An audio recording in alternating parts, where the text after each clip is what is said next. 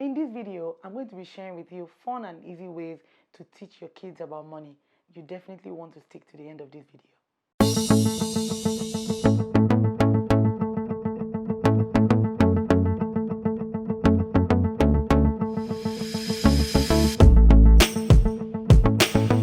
Hey guys, welcome back to my channel. My name is Toyosi Gregory-Jonah. If it's your first time here, hey, welcome. And if you've been here before, hello, my village person. So I hope you're subscribed. If you haven't, do not forget to hit the subscribe button. If you like the video, give it a thumbs up, share, follow me on social. Let's be friends. I mean, there's nothing wrong in me and you connecting, right? Okay, so the first tip I'm going to be sharing today about how to teach your kids to manage money is that you have to lead by example. Honestly, you can't teach what you don't know. You can't teach what you don't have. It's difficult to also teach what you do not practice. And with kids, because we know how they learn. They learn by watching us. They learn by seeing what we do. They're literally the do as I do type of people.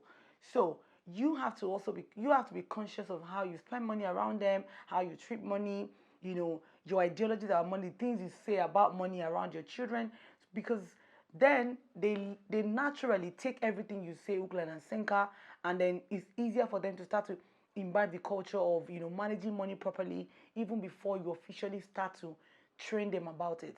So it's important that you lead by example, because that's the only way, that's the only thing you can actually make reference to when you start to teach them. So tip number 2, show them that stuff costs money. A lot of times our children, I'm sure some of them, they believe that we literally just pluck money from the tree, or they feel that some of the things that we buy and bring home for them, maybe we were gifted or these things just appear. They need to know that things cost money. That is going to help them avoid wastage. It's going to help them get a better understanding about why sometimes we don't want them to do some certain things. Also, if they know that these things cost money and then they know how hard daddy and mommy works to actually get money, they become more conscious. Tip number 3, teach them to draw up an I want list, which we adults call a wish list. So because children want things all the time, they're the ones who say, oh mommy, I want this, and then the next 1 minute they change their mind. Encourage them to draw up a list. So at every time they say they want something, let there be a list where they can write everything that they want. Now, with everything that they want, it's important that you also consciously help them know the value or the cost that these items cost. Just like I said in the last tip, when they draw up the list, they have an idea of what the things cost. So they have an idea of what is the total cost implication of their wish list. That is going to help them to be conscious. So if someone gives them money, or if they do a chore around the house, depending on their age, and they get like a commission, for that service, they know that, okay, I have a list that costs about £100, or that costs about 1,000 or 500 naira or something, and then so that whatever money they get, they know that they have a list that they have to start to save towards. That way, it remains in their consciousness that they have something that they want to do. That it's almost like drawing up a budget and preparing towards it and saving money towards it. That way, it's in your mind. When you have any money, you are not going to spend it anyhow, because you know that you have a list, you have a budget, and then in order of priority, you have arranged the things. So you have to make sure that you execute each and every one of it one by one. So when they draw up the list, like I said, especially when it's drawn up by them, it makes it easier for them to actually get involved and really really go into, oh, I need to save money to buy the things on my wish list. I need to be able to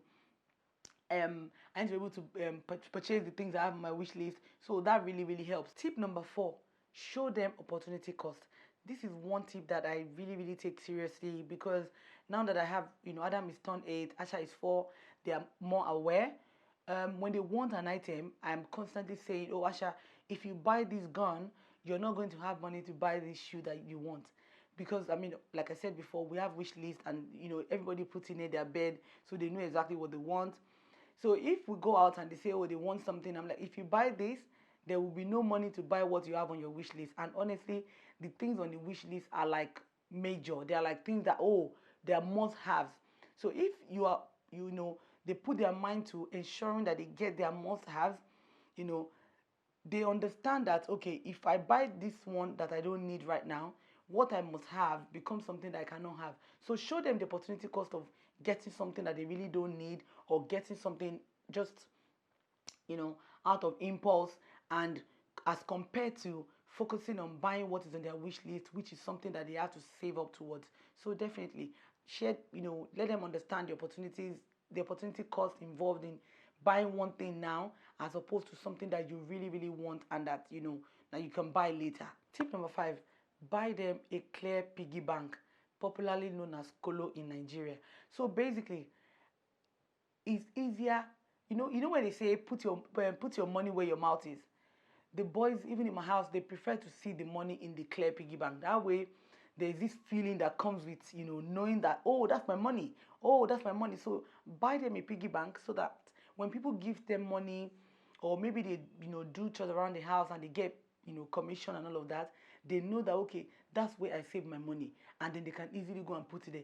Also, part of the reason why I prefer to use the clear piggy bank for my kids is because they're not wondering if the money is still there, and then we name it. You buy the clear ones where you can use like markers to put their names on it, so that each person can know which one is theirs after a while. So once there's any discussion about buying stuff and everything, I just go, Asha, do you know how much you've got? Then he goes to bring his, mommy, this is my piggy bank, I've got some money. If the money is not enough, we tell him, okay, Asha, you still have to save up this more money. It's not enough for what you want to buy.